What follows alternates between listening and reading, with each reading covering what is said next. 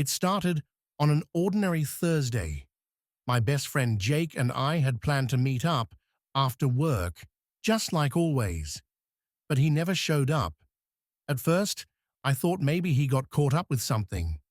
But when he didn't answer my texts or my calls, I knew something was wrong. I went to his apartment. His car was there, his keys on the counter, his phone charging by the bed. Everything looked normal. But Jake was gone. Days turned into weeks. His family was desperate, the police were clueless, and the search efforts led nowhere. It was like he had vanished into thin air. Then, 3 weeks later, I saw him. I was scrolling through TikTok, mindlessly swiping through videos, when suddenly, there he was. At first, I thought my mind was playing tricks on me. But no, it was Jake. He looked different. His face was pale, his eyes vacant. He was wearing a hoodie I'd never seen before. And the strangest part? He wasn't alone. The video showed him standing in a dimly lit room with a group of people.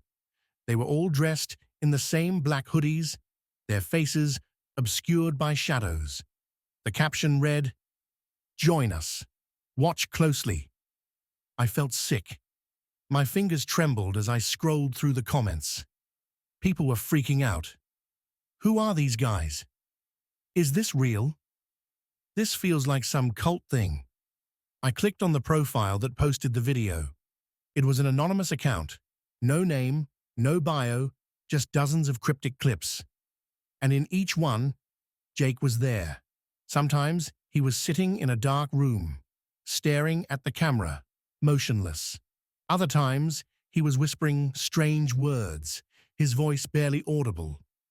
But the worst video, the one that haunted me, was the one posted just a few hours before I found the account.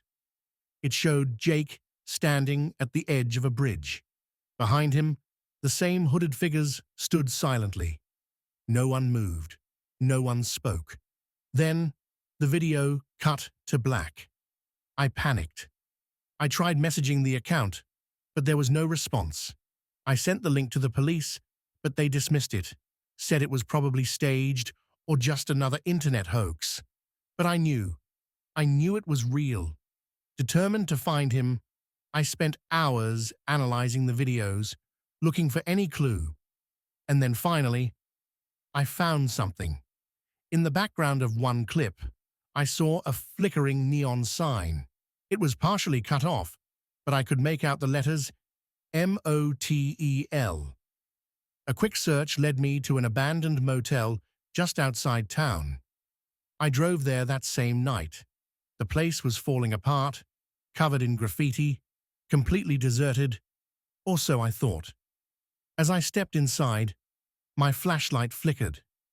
The air was heavy, filled with the scent of mold and something else. Something metallic. Blood.